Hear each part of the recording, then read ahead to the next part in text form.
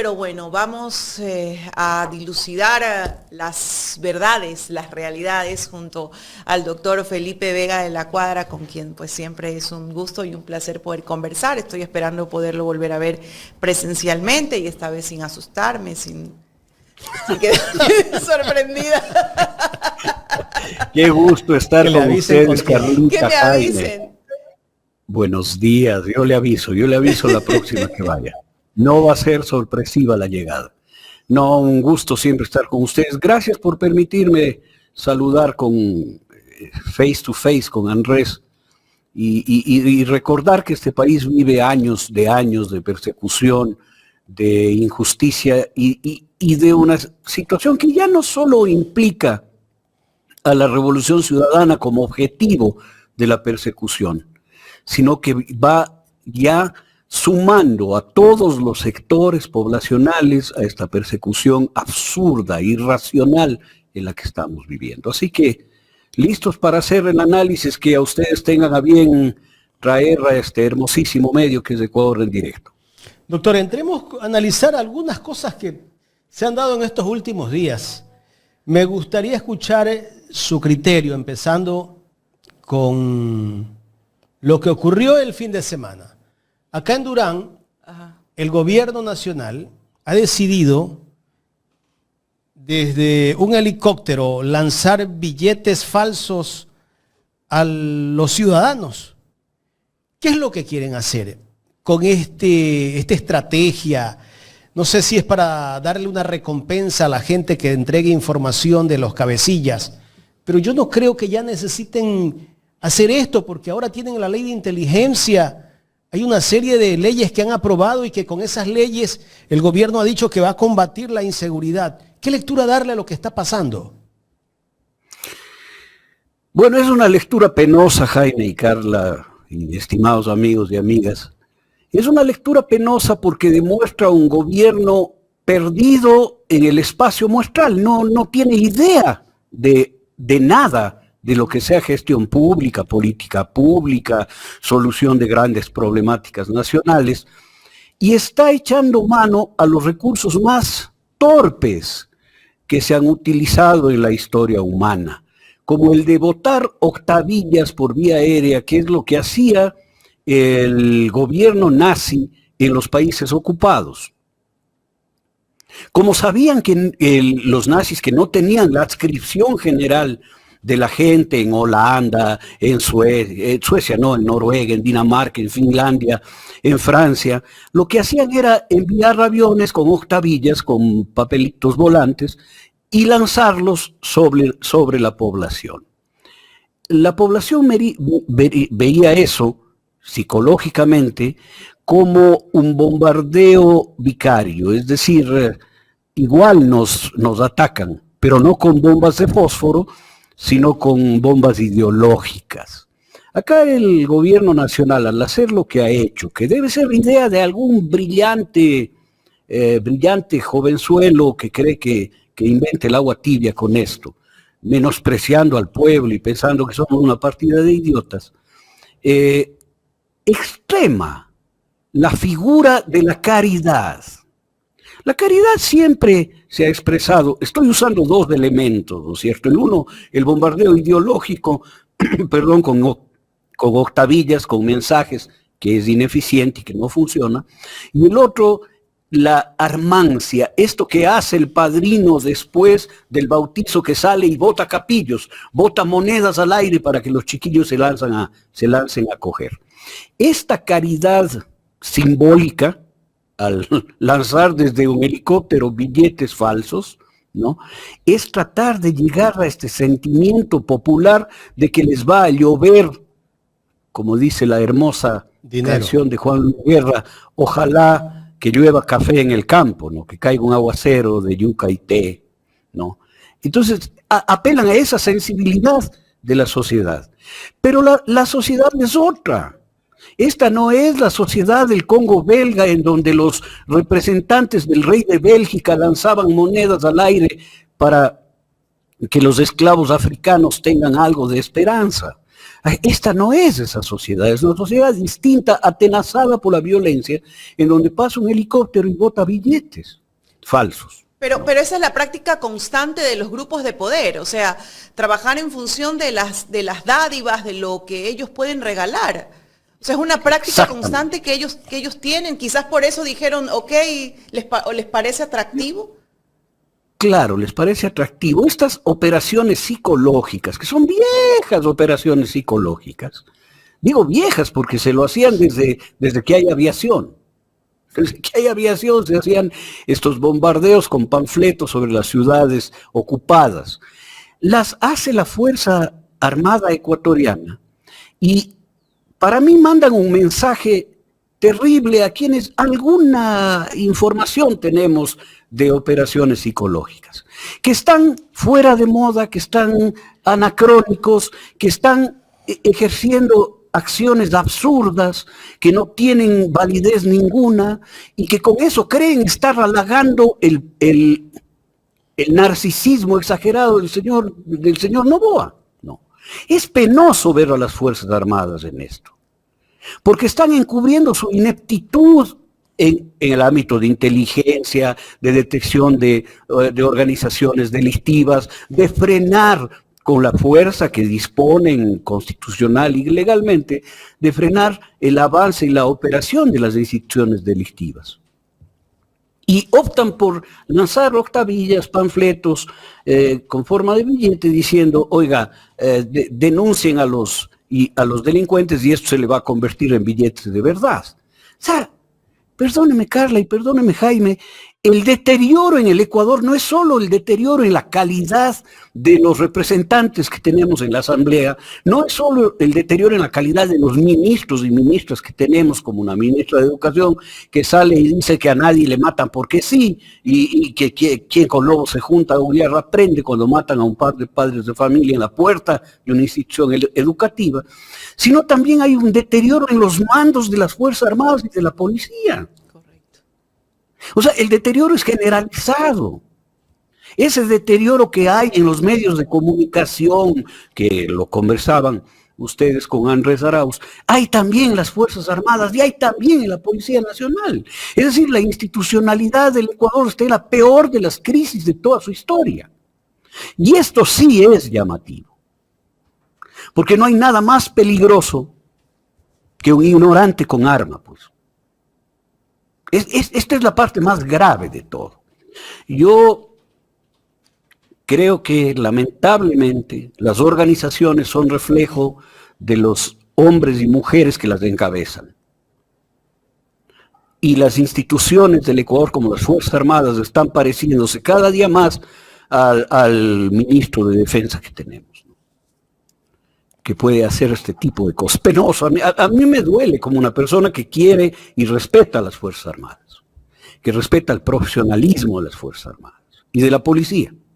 Pero cada vez hacen méritos para parecerse más a este referente que se han planteado Jaime y Carla, que es el ejército de los Estados Unidos, que tiene una fama de poder, de organización, y que hace un desfile en Washington, en donde parecen el tercer curso de un colegio marginal de niños malcriados, marchando no sé si ustedes vieron el desfile militar oficial en los Estados Unidos del día del cumpleaños del presidente Trump. No. Marchan, bueno, esto hay que verlo, eso hay que conseguir y verlo, porque no tienen nada de garbo, nada de orden, nada de concierto, nada de simultaneidad. Marchan como si estuviera marchando el tercer curso de un colegio de chicos malcriados. No. Ese es el ejército al que quiere parecerse el nuestro. Esta es la cosa penosa. Y hacen operaciones como la que sucedió en Durán, que yo realmente siento vergüenza ajena, Jaime y Carla, vergüenza ajena. Además, unas Fuerzas Armadas que siempre estuvieron cercanas al pueblo ecuatoriano, ahora ni siquiera parecen conocerlo, pues. ¿Y las Fuerzas Armadas pueden evitar hacer esto? Pero por supuesto, Jaime, no estamos hablando... ¿No tienen que obedecer al comandante y jefe que es el presidente? Ahí hay un consejo de generales y almirantes que analiza y pone posiciones, pues, posiciones profesionales, posiciones analizadas, con análisis de escenarios, con prospección, con proyección, con análisis de efectos. No. O sea, no estamos hablando de una partida de millennials que hace lo que les dice el jefe. ¿Pero por qué estamos se prestan hablando para esto? Porque están cooptados. Eso habría que preguntar al mando que ordenó esto, ¿no? Y que ordena otras cosas. Pero yo creo estar hablando por la mayoría absoluta de los hombres y mujeres de Fuerzas Armadas, que se sentirán violentados con este tipo de cosas. Porque para ningún oficial superior y de Estado Mayor de las Fuerzas Armadas le será ajena la idea de que esta es una operación psicológica barata, que no se usa ya en el mundo por barata. Es identificable con los regímenes fascistas, ¿no? Entonces, que haya un consenso del Comando Conjunto y del Consejo de Generales, Almirantes y de oficiales superiores sobre una operación como esta, yo dudo. Esta debe ser la idea del ministro de Defensa, que la hizo cumplir a algún estamento con el rechazo y el repudio del mando militar, ¿no? Yo estoy convencido de aquello. Lo que demuestra que el Ecuador cada día se desmorona más. Porque la autoridad civil de la defensa, que es el ministro, no puede perder ascendente sobre sus mandados, que son las Fuerzas Armadas, como el ministro del Interior no puede perder ascendente sobre sus mandados, que son la Policía Nacional. El Ecuador está en un punto de quiebra gravísimo, como el que no hemos estado en la historia republicana. No hemos estado. Felipe, yo no entiendo cómo el gobierno nacional, el gobierno del Nuevo Ecuador, pretende combatir la inseguridad sin habernos presentado un plan. Y como hemos visto en estos últimos meses, que ni siquiera buscan articular con los gobiernos locales, con los gobiernos provinciales, el plan, si es que lo tienen, que creo que no lo tienen. El plan Fénix decían que lo tenían, ya no hablan del plan Fénix, pero a rato creo que siguen con ese plan. En cualquier momento algún payaso saldrá ahí a decir que ya tienen ahora sí el plan. Pero no. La bronca que le ha tirado a los alcaldes que no están alineados a él, el caso del alcalde de Guayaquil, hemos visto a una gobernadora del Guayas que sale a tirar bronca igual que su jefe. Hemos visto al presidente de la República también tirarle bronca al alcalde de Cuenca, al alcalde de Quito, a los alcaldes que no están en la línea de ADN. Yo no sé si lo hace a propósito para distraer a la gente de los problemas que tiene el Ecuador en el tema de seguridad, y él se hace de oído sordo cuando tiene que sentarse en una mesa con un gobierno local para tratar los problemas, cómo articular el combate a la inseguridad. A mí me gustaría ver al gobierno que dentro de esas camionetas que ha comprado el municipio de Guayaquil estén 2 policías. Andan agentes municipales, pero ellos no tienen armas. Me gustaría ver a 2 policías ahí. Y estoy seguro que esa propuesta ya tiene que habérsela hecho al gobernador, a la gobernadora hace mucho tiempo, el alcalde Aquiles Álvarez. Pero ellos tienen, el mensaje de ellos es de odio, de bronca, de persecución, en el caso del alcalde de Guayaquil y otros alcaldes que no son de la línea de él. Mire, Jaime, y mire, Carla, yo creo que los problemas, y lo repetiré porque lo estoy repitiendo en todo lugar en donde hablo, los problemas complejos no tienen soluciones simplonas, sino soluciones múltiples, complejas, complicadas, costosas. El ejemplo perfecto para entender lo que yo digo es el caso de un chico de 14 años en casa, el hijo, al que se le detecta leucemia. Dios no quiera que eso suceda, pero voy a poner de ejemplo que le detectan leucemia. ¿Qué hace el padre y la madre de ese chico? Lo llevan a Solca. Lo llevan al lugar especializado en el tratamiento de leucemia y de cáncer. Eso lo haría cualquier padre de familia sensato, a no ser que sea un desquiciado mental, que le lleva al vendedor de agua de frescos de la esquina y le dice, oiga, deme una pomadita para ponerle a mi hijo a que se cure, y él le vende una cosa de vaselina con sal en grano, le cobra $100 y él va y le pone la pomadita aquí y al ver que sigue agravándose, le vuelve a llevar y le dan de tomar agüita de sábila y tampoco le solucionan el problema enorme que es el cáncer que tiene ese muchacho, que le va a matar. Si le llevan a Solca, el lugar especializado en el tratamiento de cáncer, harán una junta médica y se reunirán los expertos y analizarán y le harán pruebas bastante sofisticadas, costosas, ¿no? Utilizarán recursos como el bisturí láser, la radiación, las quimioterapias y medicación de última generación.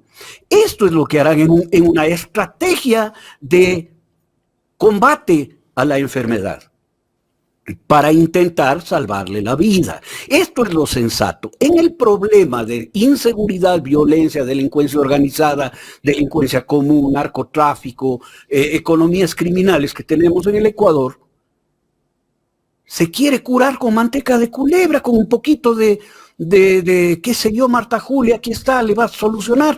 Y esto no es así, se necesitan soluciones complejas de gente que sí sabe. Y eso no quiere hacerlo el señor Noboa, porque es una persona a la que le importa un pepino la salud de ese muchacho que está muriendo con leucemia. A él le importa un pepino la salud de este país. Le importa un pepino que este país siga viviendo.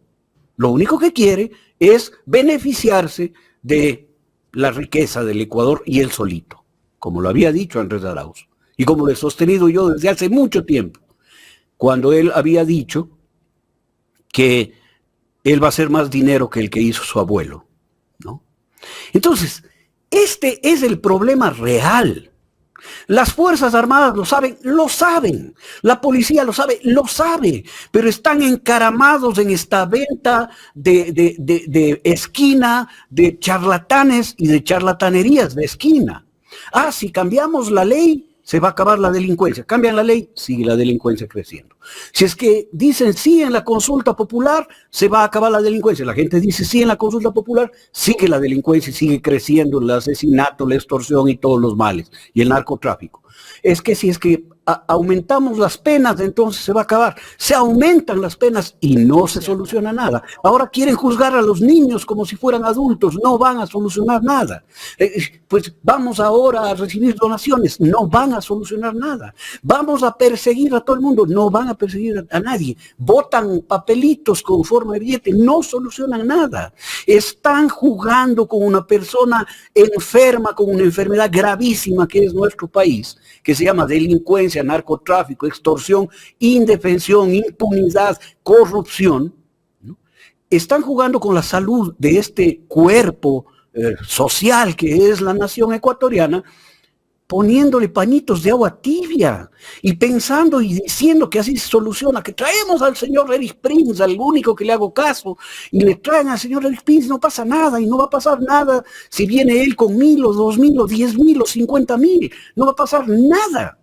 ¿No? Porque así no se soluciona el gravísimo problema que vivimos. Y otra vez diré, lo penoso de esto es que las Fuerzas Armadas lo saben y que la policía lo sabe, pero hacen complicidades como si el médico de Solca le dijera al padre de familia que viene con el niño enfermo con leucemia, le dijera, no, ¿sabe qué? No, aquí no esto, no, mejor váyase a donde el vendedor de feria de la esquina, que él tiene unas gotitas de agua de cedrón que le va a curar el cáncer. Así de grave es que la policía y las Fuerzas Armadas estén siendo condescendientes con estas medidas absurdas, querido Jaime, querida Carla. Hay que hablarlo así para el Ecuador, porque el Ecuador no cree que estamos así. El Ecuador no cree que estamos en estados de extrema unción. Pero empezamos a sentir, doctor, que la gente ya lo normalizó. O sea, yo camino por las calles y empezamos a sentir que es normal que asesinen a alguien en un restaurante, en un centro nocturno, y usted ve los videos y la gente pasa por encima del muerto como si nada. Claro. O sea, no, porque no, la ministra, no se asombra. claro, si la ministra de Educación, ante un hecho clamoroso, pavoroso, que es que maten a un padre y a una madre de familia que dejan a sus niños en la escuela y que les maten en la puerta, dice, bueno, nadie mata porque sí, ¿no? Dice, quien con lobos se junta a aullar aprende. La ministra, que debería tener un nivel de elaboración sobre la realidad, ella consolida este pensamiento de sí, pues se están matando entre pandillas, ¿no? O sea, la señora de origen y nacionalidad china que secuestraron en su comercio, que se le encontró, ¿no es cierto? Pues era parte de la mafia china seguramente, ¿no? Era parte de la mafia china. Y las centenas de niños y niñas asesinados por la delincuencia en el Ecuador, entre ellos bebés, eran militantes y gente armada de los lobos o los tiguerones, pues que estaban en conflicto. Esto es lo terrible. Conversaba yo, Carla y querido Jaime, con unas personas en una reunión, y uno de ellos decía, bueno, mi familia vive en Durán, y yo les dije, ¿cómo se vive? No, en Durán no pasa nada, me dijo. No, se vive muy bien. Entonces le dije, ¿dónde es el problema? No, en los malos barrios de Guayaquil. Y si yo hablaría con alguien de los malos, entre comillas, barrios de Guayaquil, le diría, no, el problema es en Durán, o en Esmeraldas, o en Manabí. O sea, todos estamos derivando en dónde está el problema. Es como la familia que le dice al niño con leucemia, que tiene hepatomegalia, esplenomegalia, todo crecido, el hígado, el vaso, el páncreas. Le diga, no, estás con aires porque has comido algo. No pasa nada. ¿No es cierto? Ese nivel de negación de los problemas, porque eso es negación del problema, porque es muy difícil decir, mi hijo está con leucemia y se va a morir, y tengo que actuar, y tengo que gastar lo que no tengo para poder salvarle, y tengo que hacer un esfuerzo enorme para poder salvarle. Entonces la mejor solución es negarlo. El Ecuador está en negación, Carla y Jaime.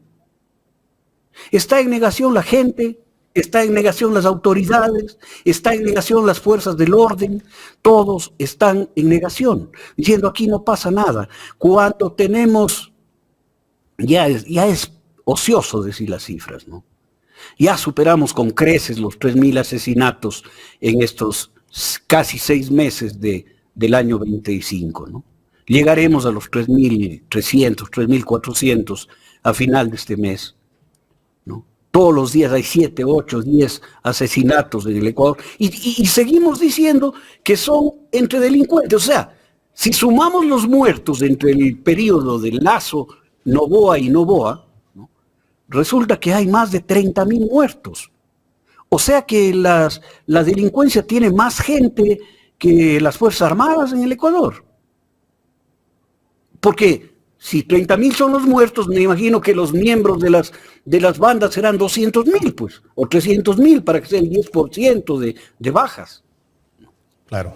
Estas son las cosas absurdas. Es gente común y corriente. Es un venezolano que vende jugo en una calle. Es un hombre que vende naranjas. Es una señora dueña de una tiendita de barrio a la que le matan por no pagar $20 semanales. Esta es la realidad. Esta es la realidad, no se puede negar más. Y la realidad tan grave del Ecuador, Carla y Jaime, no se soluciona con las medidas que toma este gobierno cómplice. Cómplice porque permite que las cosas sigan sucediendo como suceden en el Ecuador, ¿no? Con justificaciones terribles. Y fíjese, Carla, la reforma pretendida del artículo 5 de la Constitución para que se establezcan bases militares en el Ecuador, no es para que los Estados Unidos pongan una base. Es para permitir el establecimiento del señor Eric Prince con sus mercenarios en el Ecuador. Y la pregunta es, ¿ellos van a venir a luchar contra la delincuencia? No, no. Van a venir a proteger rentables mineros, van a venir a proteger concesiones ilegales que se hagan en el Ecuador a gente interesada y cercana al gobierno, pues. Parte de la privatización, ¿no? A cuidar a estos grupos de intereses externos. Por supuesto que sí, para cuidar a estos grupos de interés que van a apropiarse de los bienes y negocios del Estado. No tiene otro objetivo. Y pensar que van a venir a salvarnos es otra muestra del pensamiento mágico ante una persona cercana que se va a morir con una enfermedad terminal y que uno dice, no, hacer algo que comió, ya le ha de pasar. Dale una pastillina, una sal de Andros para ver si... O sea, doctor, que en base a este análisis que usted nos hace, ¿esto va a continuar? ¿Esto va a seguir más bien en aumento? O sea, desde la política que está aplicando el gobierno, ¿no hay nada que contrarreste realmente el tema delincuencial? A ver, yo quiero hacerle una pregunta, Carla. ¿Usted cree que el montón de papelitos que votaron el fin de semana va a permitir desarticular alguna banda de extorsión? Por supuesto que no. Pues. La gente teme por su vida. O sea, la gente cierra. No hay una tienda en un sector popular de Guayaquil que no esté vacunada. Por supuesto. ¿Usted cree que con la nueva ley orgánica de inteligencia van a tener mejores y mayores herramientas para combatir a los grupos delincuenciales? No las van a tener y no es necesaria, porque la misma policía sabe dónde se encuentran los cabecillas y son parte, porque la policía está contaminada también. Pero por supuesto, eso va a servir para que la delincuencia crezca. Mira, yo, Carla, analizaré las nuevas leyes, no como aparatos para persecución política, porque eso ya se ha analizado y ya sabemos cómo viene. Y como dijo Andrés Arauz, nosotros, la gente progresista en el Ecuador, tiene y tenemos recursos personales para combatir y luchar y sostenernos y dar pelea en eso, porque la Revolución Ciudadana viene defendiéndose a lo largo de 8 años. ¿No es cierto? Bien. Pero hay que analizar cómo afecta esas reformas y esas nuevas leyes a la gente común y corriente.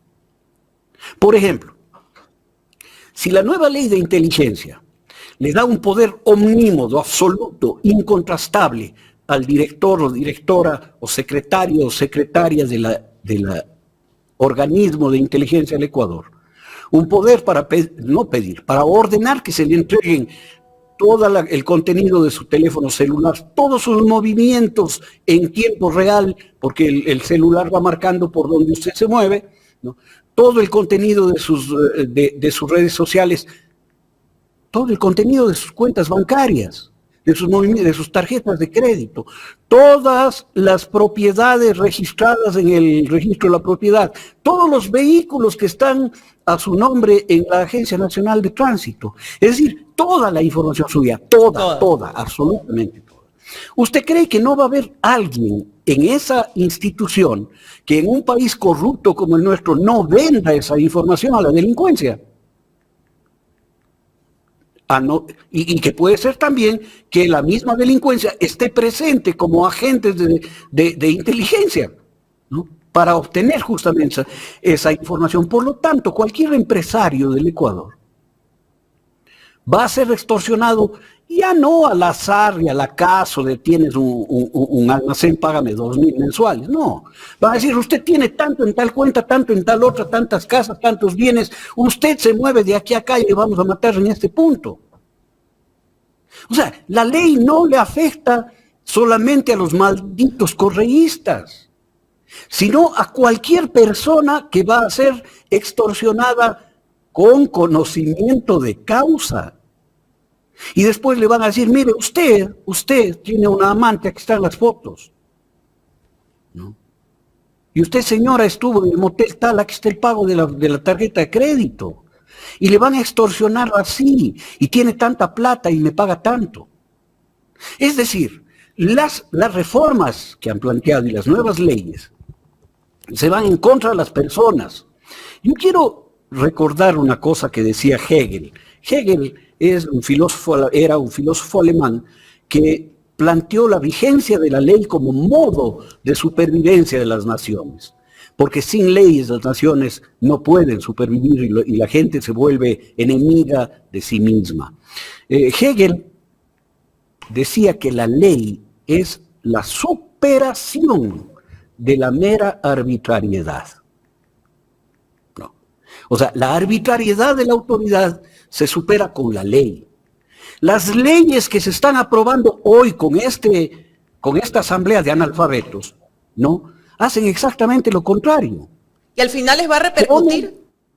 Claro, porque ponen en la ley la arbitrariedad. El momento que permiten que se le haga un juicio penal a la asambleísta de la Revolución Ciudadana que terminó su periodo ahora y que hizo varios procesos se me va el nombre. El momento que permiten que por actos en el cumplimiento de su papel se le haga un juicio penal, están poniéndose la soga al cuello. Esther Cuesta, exactamente, Esther Cuesta Santana, perdóneme Esther, un lapsus inaceptable. Se están poniendo la soga al cuello ellos mismos, porque todas sus decisiones serán pesquisables y punibles. Permiten que la arbitrariedad se imponga sobre la ley y se convierta en ley.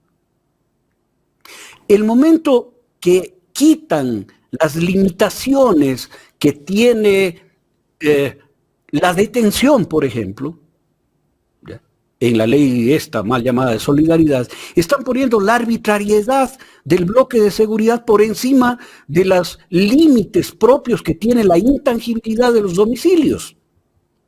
Puede meterse donde sea. El momento que alguien puede matar y después y sabe que tiene por anticipado el indulto presidencial, están volviendo arbitraria la acción de muerte que está prohibida, pero por todas las leyes en el Ecuador. ¿No es cierto?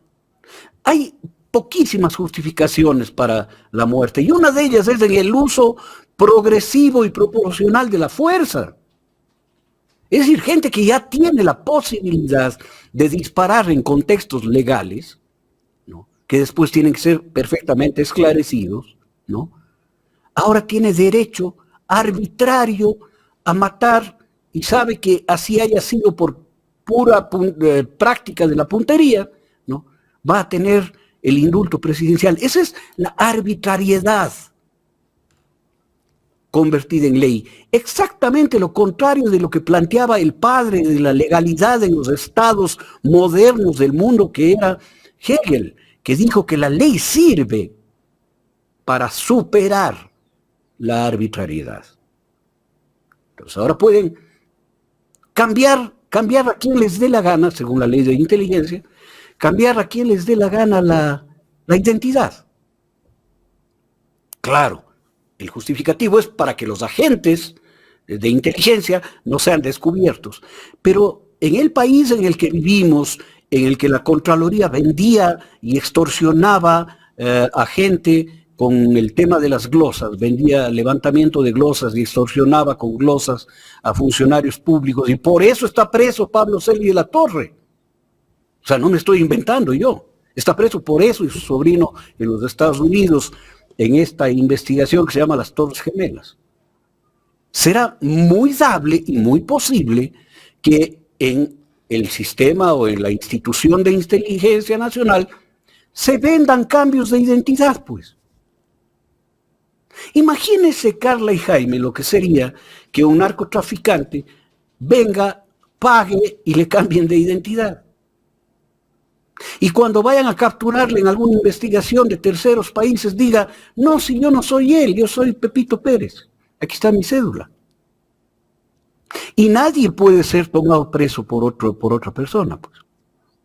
O sea, se va a establecer un sistema de impunidad inaceptable y que puede ser extremado porque como no deben dar cuenta a nadie según la ley, la arbitrariedad pura, no deben dar cuenta a nadie, ni ser auditados por nadie, ni interpelados por nadie, podría fácilmente generar 500,000 personas con doble identidad, pues.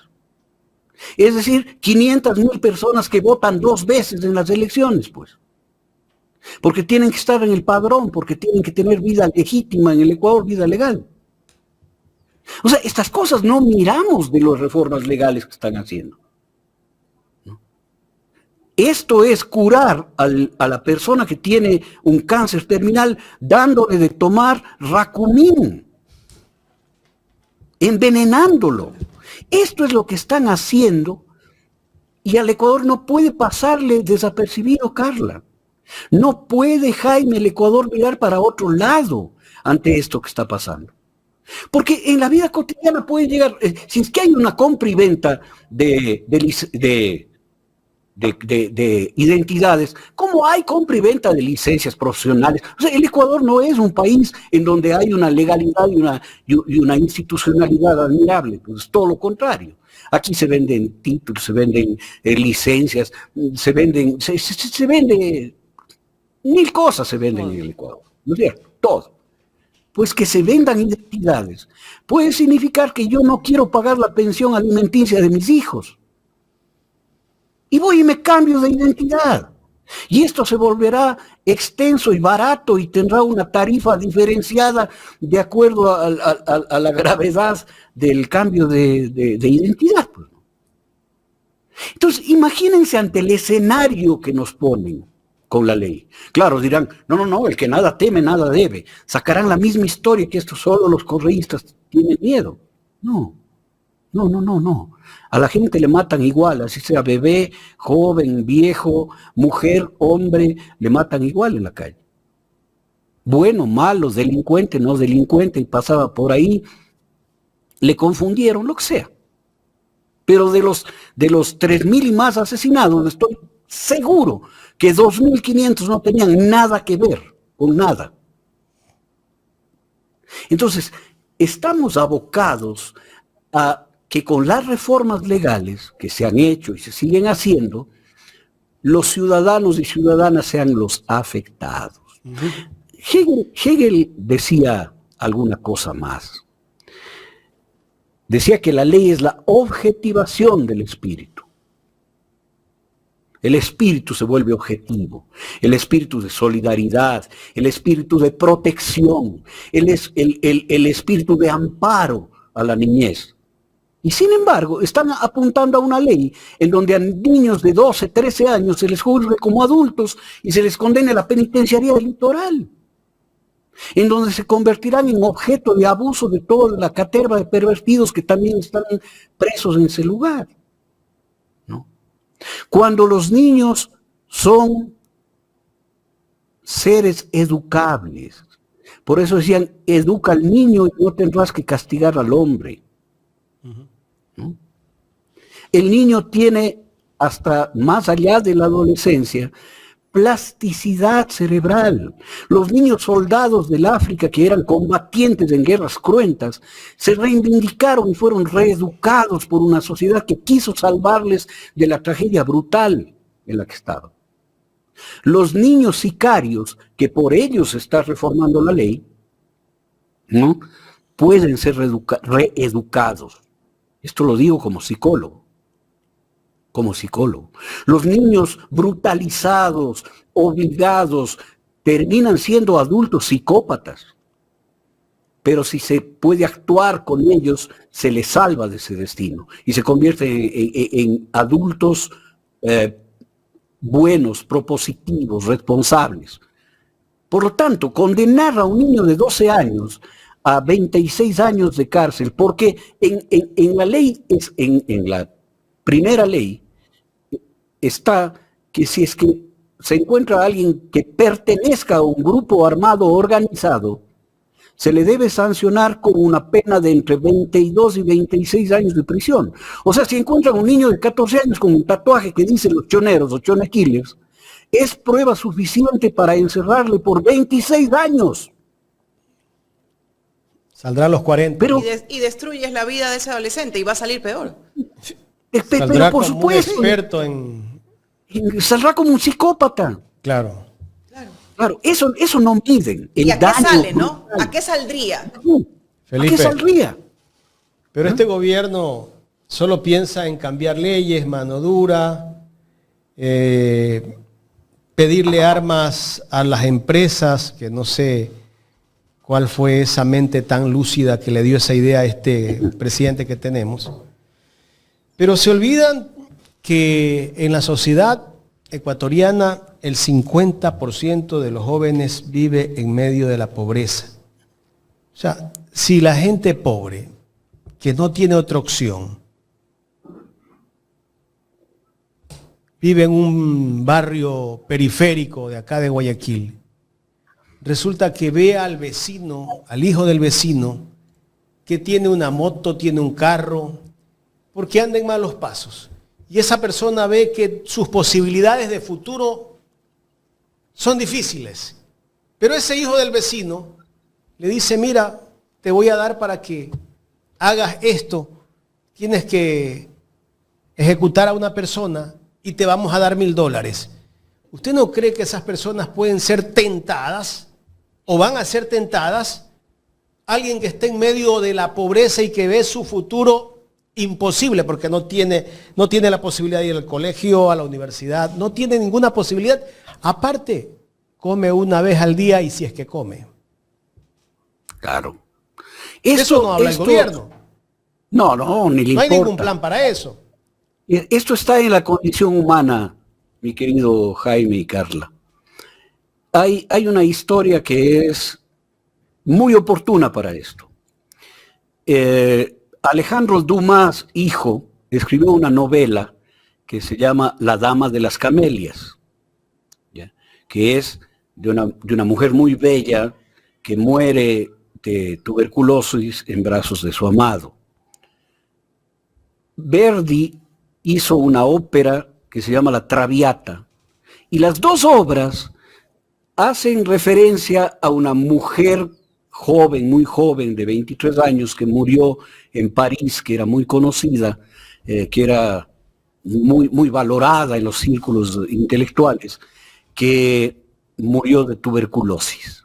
Ella fue entregada a la prostitución por su padre cuando tenía 14 años, porque eran familias de una pobreza extrema en Francia. Y cuando le entregó a la prostitución, tuvo la posibilidad de comer con sus demás hijos, porque el que le compró le pagó plata. En el alma humana está esto. Y eso sucede también aquí. Esto no es de la literatura ni de la ópera. No es la Traviata la que cuenta esto. Esta es la vida cotidiana, común y corriente en el Ecuador. Las familias entregan sus hijos a las organizaciones delictivas porque así se salvan de la pobreza, señores y señoras. Así es. Porque a los niños, a las niñas se les ha vendido siempre para salvar la pobreza. Y en el Ecuador hemos llegado al punto terrible, sin regreso, sin retorno, de que las familias pobres venden a sus hijos para que entren a los círculos delincuenciales y que además puedan mantener eventualmente a sus familias. Doctor, ahí se me viene una pregunta a la cabeza y una pregunta que hace uno de nuestros seguidores, ¿no? Estos niños, estos jóvenes, ¿son recuperables? Totalmente. ¿Se puede recuperar? Pero por supuesto, le voy a poner otro ejemplo francés, de la maravillosa Edith Piaf, la voz más bella de Francia. Era una niña de la calle que cantaba en las esquinas de Montparnasse, cantaba la marsellesa cuando tenía 4 años para sostener a su familia, y era prostituida y era vendida por sus padres. Sin embargo, ella llegó a ser la más hermosa voz y la representante de la cultura musical francesa. ¿Quién me va a decir a mí que no se pueden recuperar? Mire, el cerebro de un adolescente, vuelvo a decir, es plástico. O sea, es que le pregunto esto porque en torno a la discusión que el día de hoy se dará, no con respecto a que los adolescentes tienen que ser, niños adolescentes tienen que ser juzgados como adultos, le empiezan a crear en la cabeza a la población ese concepto de que es que ya no tienen forma de recuperarse. El que no se recupera es el hombre que vivió los traumas brutales en la infancia y en la adolescencia. Porque en la infancia y en la adolescencia somos material reformable, material maleable. La educación salva al niño del castigo que se le tiene que aplicar al hombre, dice el aforismo. Niños, niñas y adolescentes son recuperables, absolutamente recuperables. Lo digo como psicólogo, absolutamente recuperables. Viven dramas brutales entre salvar a su familia y tener que hacer actos que no quieren y que después los encubren detrás de una fachada de violencia y de machismo. Son recuperables. El problema no está en deshacerse de ellos. El problema está en cambiar el sistema brutal que vota a los niños a la compra y venta, pues. Eso se preguntan los asambleístas. Se pregunta este asambleísta Castillo, que es el promotor de esta barbaridad. No se pregunta. No se pregunta. Esto se llama populismo jurídico. Y barato. Y barato. Pero que tiene unos efectos brutales porque van a condenar. Mire, los 4 niños de las Malvinas, que fueron asesinados y tratados de la forma tan brutal en la que fueron tratados, tan inhumana, tan inaceptable. Si no hubieran sido asesinados y había esta ley de Castillo, ¿no?, hubieran sido metidos a que se pudran en la roca, pues, y se hubieran convertido en carne de toda la pedofilia y la perversión interna de la penitenciaría, y se hubieran convertido en seres absolutamente traumatizados que terminaban con una enfermedad mental, pues. Esto no se da cuenta el proponente Castillo, ¿no? Esto no se dan cuenta los que van a votar por esa ley en la Asamblea. Que esto va a perjudicar a los niños y niñas pobres del país, a los niños y niñas indígenas, oigan, sordos de Pachacuti, ¿no? A ellos les va a afectar, porque un niño indígena, un niño afrodescendiente, un niño que tiene un color de piel más oscurita, ya es peligroso para una sociedad enferma y destruida como está la nuestra, pues. Felipe, ya estamos llegando a cosas extremas, ¿no? Ya mismo creo que van a pedir la pena de muerte para quien se roba una gallina porque necesita comer, no tiene para comer. ¿Será que esa persona también la van a sentenciar a esa cantidad de años? No necesitan, Jaime, no necesitan. En el Ecuador hay casi 40.000 asesinatos en 8 años, pues. No necesitan un sistema que se ensucie con eso. Lo que tienen que hacer es mantener este statu quo de asesinato a mansalva, de extorsión, de miedo, de terror, de alienación. Pero la violencia no va a bajar con estas leyes que ellos están creando. No baja, Jaime, no va a bajar para nada. Para nada, no va a bajar. ¿Quién se beneficia de ese statu quo? El que quiere agarrar todo lo que pueda e irse. A mí me ha llamado mucho la atención alguna oportunidad que hubo un accidente en un bus interprovincial y la gente, en lugar de llegar a ayudar a las personas heridas, empezó a saquear las pertenencias de ellos en el bus. ¿Por qué hace eso la gente? La gente hace. ¿Por qué lo hace? No sé si usted vio lo hace porque llegas a un estado de deshumanización a causa de la falta de valores. La vida humana no es la que importa. Si te matan y matan y matan y matan y matan y no pasa nada, la vida humana pierde valor. Y lo único que hay que hacer es tomar lo que puedas para salvarte. Lo que pasaba en el Titanic, ¿no? Cada quien quería salvarse, como sea. No importa cuántos mueran detrás de ti. Me salvo yo, como sea. Estamos en esa circunstancia en el Ecuador. Y en esa circunstancia lo que tenemos que hacer es recuperar la condición humana. No podemos hacer otra cosa. Si no recuperamos la condición humana, queridos amigos y amigas, en 4 años más este país deja de existir. Deja de existir, porque todo el mundo va a querer irse del Ecuador. Y van a quedarse sin fuente de subsistencia los círculos delincuenciales. Esto hay que verlo con un poco de vergüenza, de pudor personal, lo que nos está pasando. Esto ya no es político. Estamos perdiendo el país. Estamos perdiendo, el país está perdido, Jaime. Mire la semana pasada, Felipe, la presidenta de la Unión Nacional de Educadores denunció que 200 profesores sufren extorsión. Salió el Ministerio de Educación con un boletín de prensa a decir que es falsa la noticia. Así es.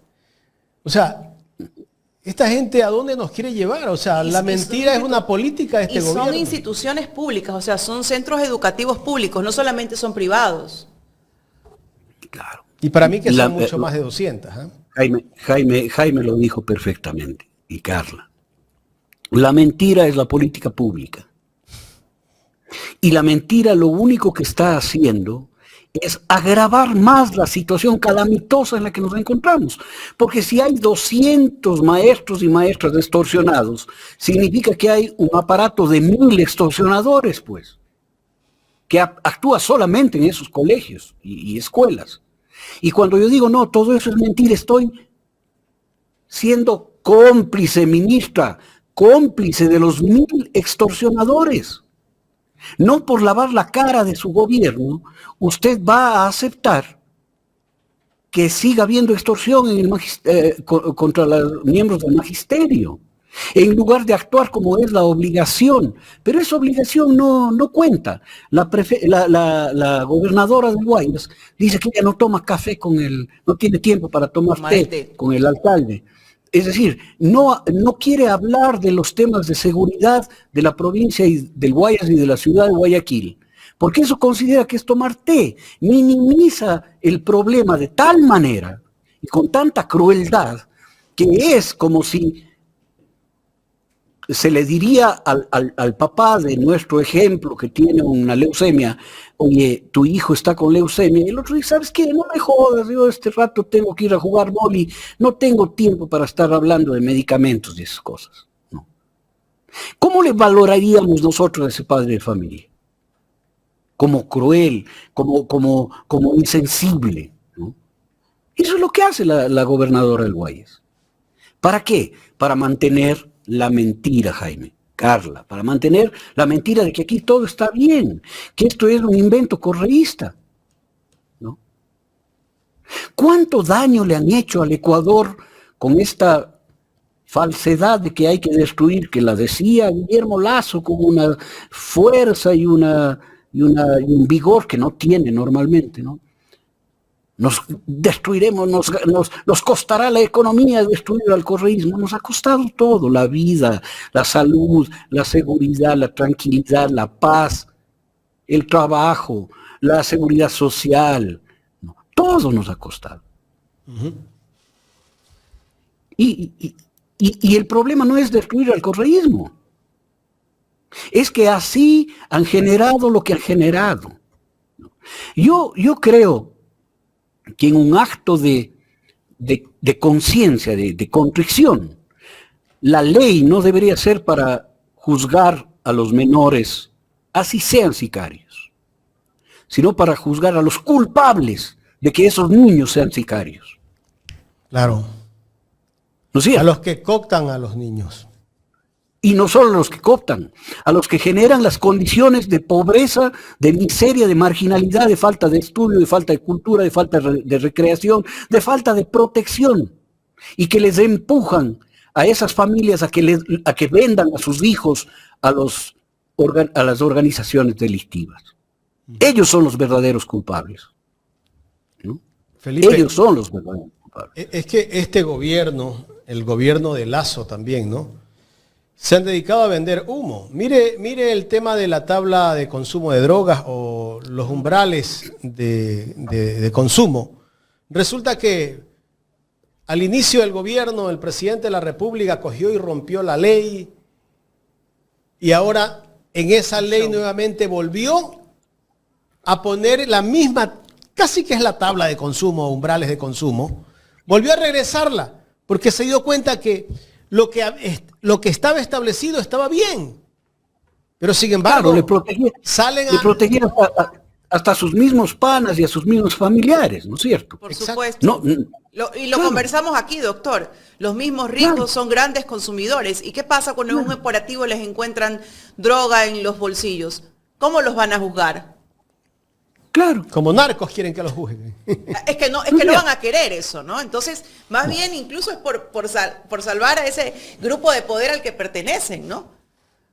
Igual tema con los gestores de paz, que tanto gritaron, tanto patalearon, tanto chillaron, tanto mintieron. Una iniciativa de Naciones Unidas que canalizó inicialmente la Universidad Técnica Particular de Loja, y que ahora retoman en la misma ley, pero dijeron que eran los grupos chavistas que iban a venir a darte palo. Está bien, pero retoman ellos. Y lo retoman mal, porque siquiera lo retomarían bien, alabado sea Dios. No, lo retoman mal, lo aplican mal, no van hacia la solución. No van hacia la solución, mantienen los problemas, mantienen el problema, porque en ese caos hay cómo beneficiarse. En Río Revuelto, cosecha de pescadores, decía alguien, ¿no? Mientras peor esté el país, más fácil apropiarse de la riqueza del país. Esto no es nuevo tampoco, ha pasado en muchísimos lugares, ¿no? Pero bueno, estamos ante esto. Venta de humo, mentiras, un señor Noboa que no aparece por ningún lado, no da la cara, deja que sea la asamblea, que sea el presidente de la asamblea, que como gran cosa dice que él pisaba bosta de vaca descalzo de niño para masajear los pies. Pero ¿en qué país estamos? ¿A quién le importa la gente con eso? ¿A quién le importa? Si lo que importa es que haga una gestión decente como presidente del Parlamento, no si pisaba caca de vaca o no. Y la semana pasada dijo que se compara con Lula y Macron, ¿no? Menos con Bukele, pero aplica las leyes de Bukele acá en el Ecuador. Ni siquiera eso, Jaime. Ni siquiera eso. Son malas copias. Creen que la bravuconada es lo que soluciona. Copian lo peor. Mira, el mundo entero este rato repudia absolutamente el genocidio de un señor que tiene orden de prisión emitida por la Corte Penal Internacional de La Haya, el señor Netanyahu. Y el señor Noboa va y se saluda con él y le dice que tenemos el mismo enemigo, o sea, los enemigos de él son de acá también, de Ecuador. Los niños de Gaza, me imagino. Y no se da cuenta que el Ecuador es signatario del Pacto de Roma, en donde estamos obligados a la detención de las personas que tienen orden de captura y detención emitida por la Corte Penal Internacional de La Haya. O sea, él no debía ni siquiera darle la mano. Lo que debería hacer el Ecuador es, si pisa territorio ecuatoriano, cogerle preso.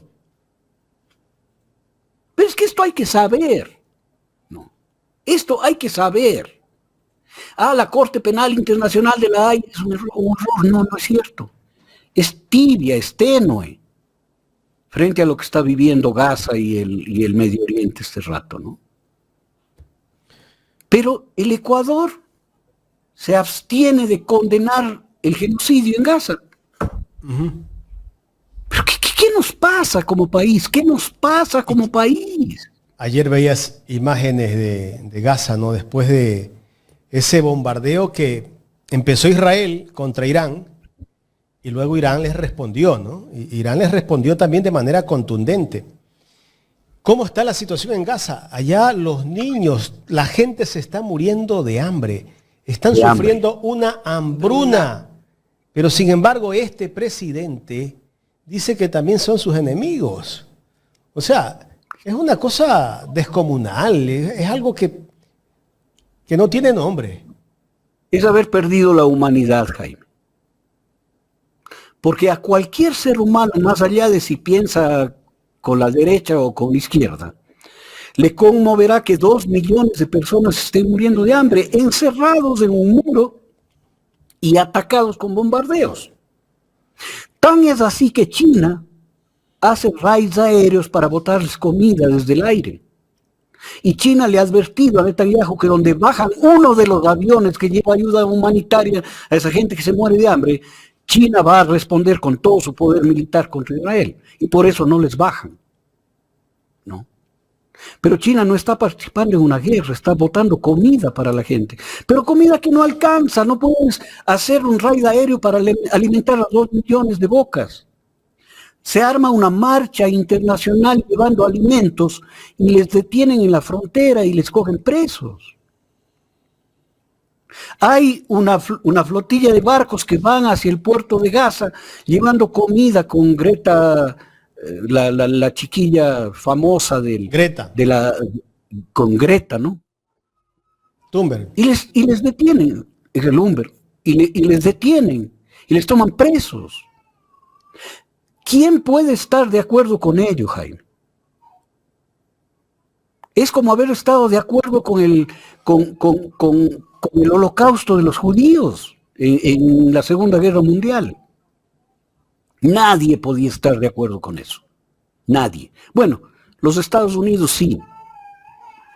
Cuando el general George S. Patton entró en uno de los campos de concentración que liberaron los soldados norteamericanos después del desembarco en Normandía, le escribió al mando militar y esto histórico diciendo: considero que la solución judía es la más adecuada y debería continuar.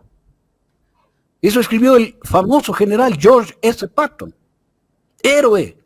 No. Estaba de acuerdo que siga la solución final con los judíos. Como ahora están de acuerdo los Estados Unidos con lo que se está haciendo en Gaza y le dan apoyo. Miren, aquí hay que valorar ciertas cosas.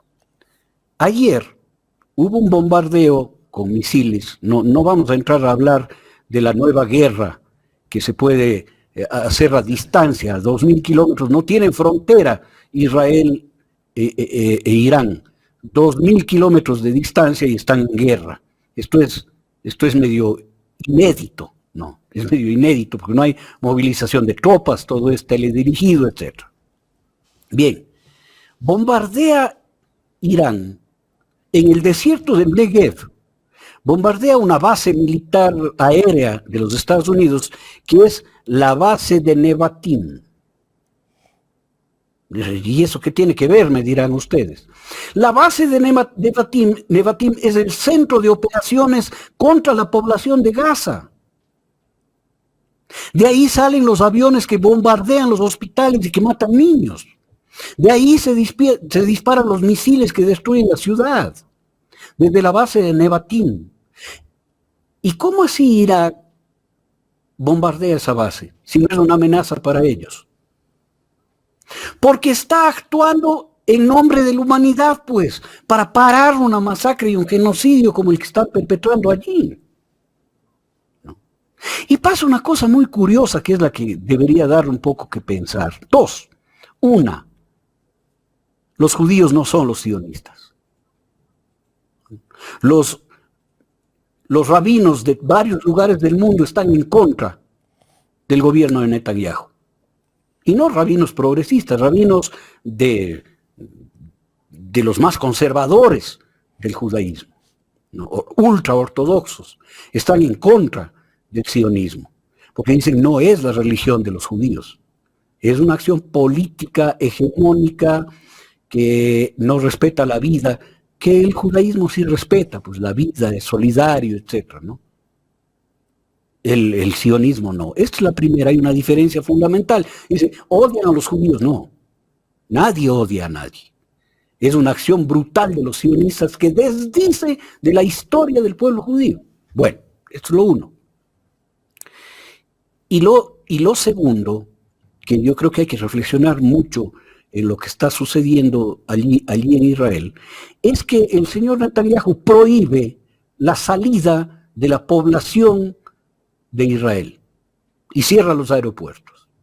¿Por qué razón prohíbe la salida de los hebreos de cualquier condición que viven en el territorio palestino de Israel?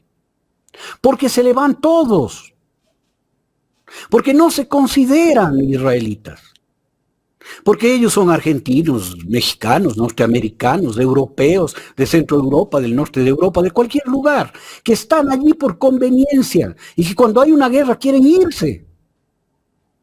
Si es que abre la salida Netanyahu del pueblo hebreo que está en Israel, se queda vacío, porque la gente no quiere esa guerra. Esto hay que reflexionarlo, pero profunda y con muchísimo cuidado, profundamente y con mucho cuidado. No, esta es una guerra por la hegemonía nuclear. Por la hegemonía nuclear. Estados Unidos ha intervenido mareándole la perdiz a Irán para que Irán le haga saber dónde están sus puntos de desarrollo nuclear con cualquier fin, civil o militar. Y le ha detenido en eso. Israel no es parte del convenio en contra de la proliferación de armas nucleares en el mundo de las Naciones Unidas. Sin embargo, tiene más de 150 ojivas desarrolladas. O sea, es ilegal que ellos tengan armas nucleares, pero las tienen, con la complicidad de los Estados Unidos. Y quieren impedir que en el Medio Oriente haya más armas nucleares que esas. Esta es la guerra. Por eso les atacan, por eso destruyen los centros de investigación nuclear y matan a rectores de la universidad y a científicos. ¿Cuándo en una guerra se ha oído esto? Que hay bombardeos para matar al rector de una universidad, ¿no? A 5 científicos connotados. Es decir, claro, es destruir la investigación de un país.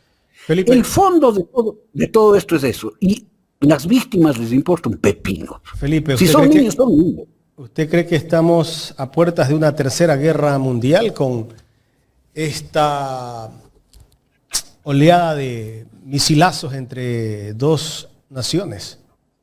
Difícil saberlo, porque acá hay dos factores importantísimos. El ejército iraní es uno de los ejércitos, está entre los más poderosos del mundo también, ¿no? Sí, por ahí van con el ejército israelita en todo su equipamiento y tal. La única diferencia está en las bombas nucleares, ¿no?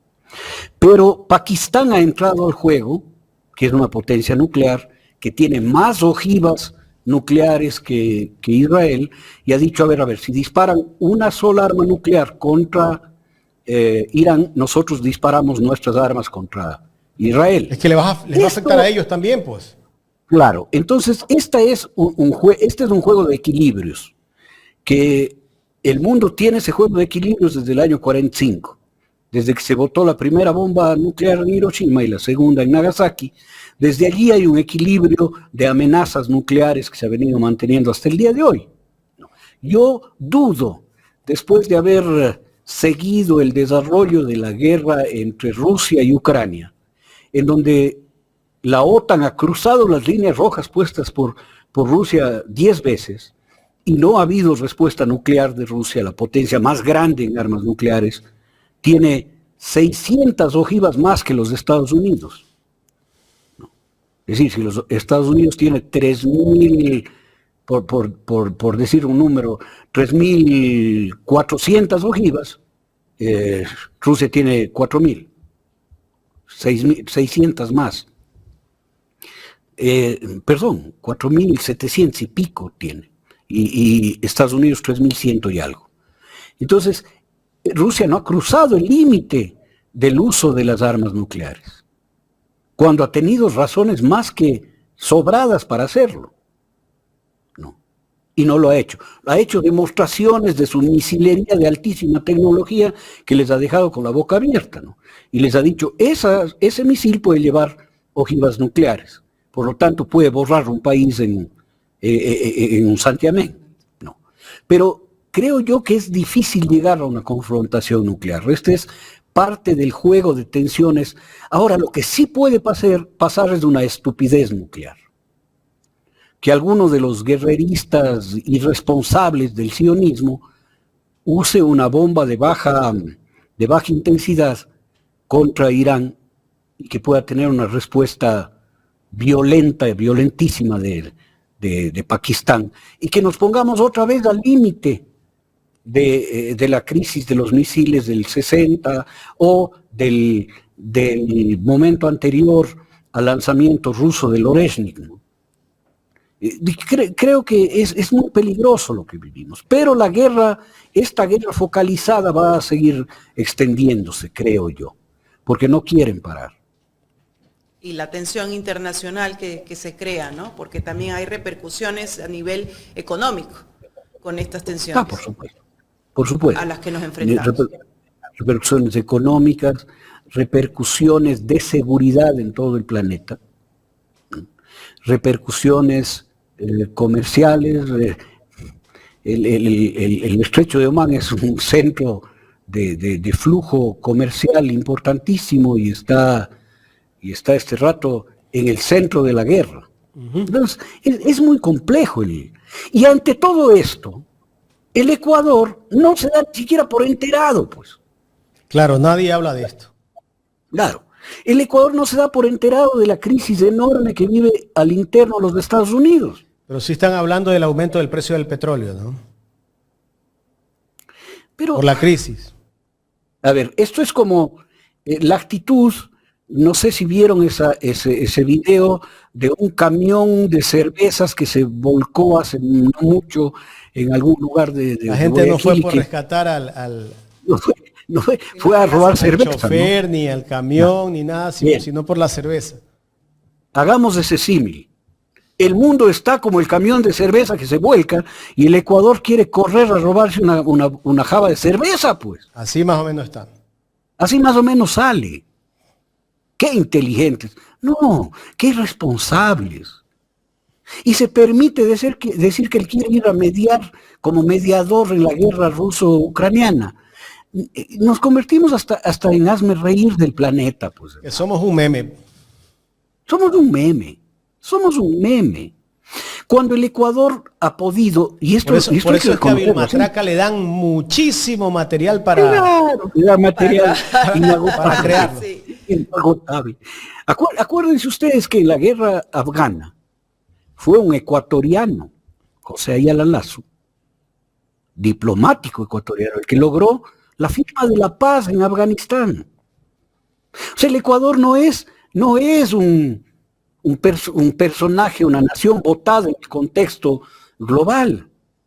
El Ecuador ha sido respetado en el contexto global, pero estos gobiernos de cartón piedra que hemos tenido, hasta eso nos han arrebatado el prestigio ecuatoriano en el contexto multilateral, ¿no? Nos han arrebatado eso. Y este rato somos el hazme reír y votamos con los peores y más fascistas países del mundo a favor de los genocidios. O sea, ya. En el exterior, en el interior, estamos en una crisis sistémica absoluta. Absoluta. ¿Cómo salir de esto? Es la gran pregunta. Creo que nos va a costar mucho trabajo. Así es. Pero ahí estamos. Yo me he tomado la resistencia. Me dicen, resistir no sirve. Sí, resistir sirve. Hay que resistir. No queda Hay que otra. resistir. Así estamos No nos queda, nosotros no, también. no nos queda otra. Resistir. Y resistir no es tolerar, resistir no es aceptar, resistir es negarse. Negarse a Totalmente de aceptar acuerdo. que pase lo que está pasando, ¿no? Eso, Felipe, Jaime y Carla. quiero agradecerle por todo el tiempo que nos ha brindado para analizar estos temas de coyuntura.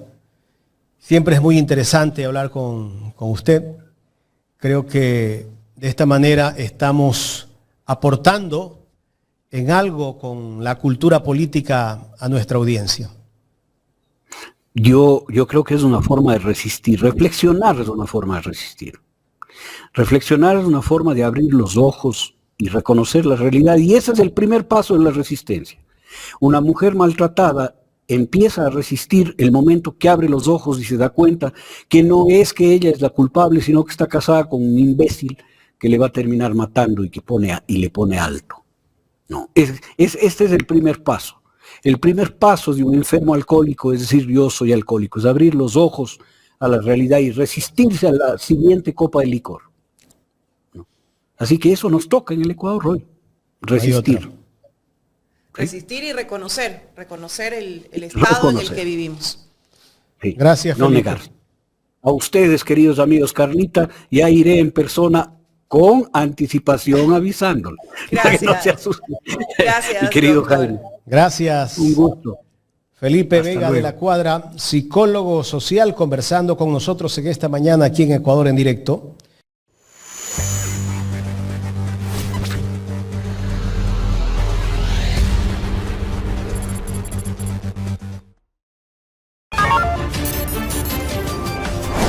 Subrayo, no es eso. Pelearemos, pero eso quería llegar. Y es que nos niegan, hay todo.